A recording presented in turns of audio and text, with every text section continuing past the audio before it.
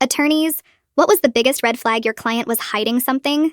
As a defense attorney, I've heard it all, but one client stands out vividly. He was accused of embezzling funds from his company, and from the start, he swore up and down that he was being framed. He came across as incredibly polished, charismatic, and honestly, believable. His story lined up perfectly, almost too perfectly. During one of our meetings, I asked for any financial records that could prove his innocence. He provided them almost instantly, as if he had them ready. That raised my first eyebrow. Usually, clients scramble to find evidence, but I didn't push too hard. Having an organized client isn't exactly a bad thing. The real red flag came during a deposition. As opposing counsel presented documents showing discrepancies in his company's accounts, my client barely blinked. Instead, he calmly sipped his water and said, "Oh, I'll explain that later." Later came, and his explanation was vague and circular, blaming IT errors, an angry ex-employee, and even his assistant, all in the same breath. That's when I knew something wasn't right. The nail in the coffin? I asked if he had any additional evidence to back his claims. He handed me an email thread that was riddled with typos and didn't match the tone of the rest of his professional communication. Turns out, he'd forged the entire thing. It was a moment of clarity.